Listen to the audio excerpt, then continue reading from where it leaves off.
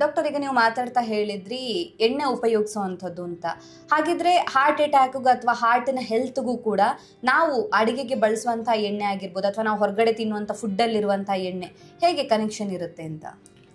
ನಾವು ಎಣ್ಣೆ ಪದಾರ್ಥ ಅಂತಂದರೆ ಕೊಲೆಸ್ಟ್ರಾಲ್ಗೆ ರಿಲೇಟ್ ಮಾಡಲಿಕ್ಕೆ ನೋಡ್ತೇವೆ. ಸಾಧ್ಯದಷ್ಟು ನಾವು ಸ್ಯಾಚುರೇಟೆಡ್ ಫ್ಯಾಟ್ಸನ್ನು ಅವಾಯ್ಡ್ ಮಾಡಬೇಕು.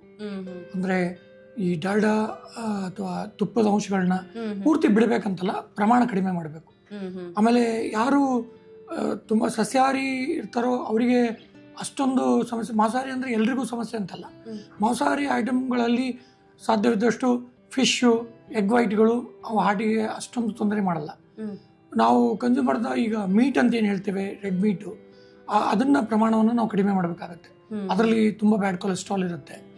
ಎಣ್ಣೆ ಪದಾರ್ಥ ಕೂಡ ನಾವು ಈಗ ಕೋಲ್ಡ್ ಪ್ರೆಸ್ಡ್ ಆರ್ಗ್ಯಾನಿಕ್ ಆಯಿಲ್ಗಳನ್ನು ಯೂಸ್ ಮಾಡಿದರೆ ಅದು ಕ್ವಾಲಿಟಿ ಚೆನ್ನಾಗಿರುತ್ತೆ. ಅದರಲ್ಲಿ ಸ್ಯಾಚುರೇಟೆಡ್ ಫ್ಯಾಟ್ ಕಂಟೆಂಟ್ ಕಡಿಮೆ ಇರುತ್ತೆ. ನಾವು ಸನ್ಫ್ಲವರ್ ಆಗಲಿ ಯಾವುದಾದ್ರೂ ಯೂಸ್ ಮಾಡಲಿ, ಅದನ್ನು ನಾವು ಸರಿಯಾಗಿ ಪ್ಯೂರಿಫೈಡ್ ಮಾಡಿದಂಥ ಇದನ್ನು, ಅದು ಕಾಸ್ಟ್ಲಿ ಆದರೂ ಕೂಡ ನಾವು ಅದನ್ನು ಯೂಸ್ ಮಾಡಿದರೆ, ಆರ್ಗ್ಯಾನಿಕ್ ಅಥವಾ ಕೋಲ್ಡ್ ಪ್ರೆಸ್ಡ್ ಆಯಿಲ್ಸ್ಗಳನ್ನು ಯೂಸ್ ಮಾಡಿದರೆ, ಅಂದರೆ ಗಾಣದ ಎಣ್ಣೆ, ಅದರಿಂದ ಸ್ವಲ್ಪ ಎಣ್ಣೆಯ ನಮ್ಮ ದೇಹದ ಮೇಲೆ ಆಗ್ತಕ್ಕಂಥ ದುಷ್ಪರಿಣಾಮ ಇರುತ್ತೆ, ಅದನ್ನು ನಾವು ಕಡಿಮೆ ಮಾಡ್ಬೋದು. ನಾವು ಫ್ಯಾಟು ಆಯಿಲ್ ಇಲ್ಲದೆ ಬದುಕೋಕ್ಕಾಗಲ್ಲ. ನಮ್ಮದು ಆಹಾರದಲ್ಲಿ 20-30% ಕಾಂಪೊನೆಂಟ್ ಆಯಿಲ್ ಇರಲೇಬೇಕು. ಆಗಲ್ಲ. ನಮ್ಮ ಇಂಡಿಯನ್ಸಿಗೆ ಕಾರ್ಬೋಹೈಡ್ರೇಟು ಪ್ರಿನ್ಸಿಪಲ್ ಫುಡ್ ಇದು.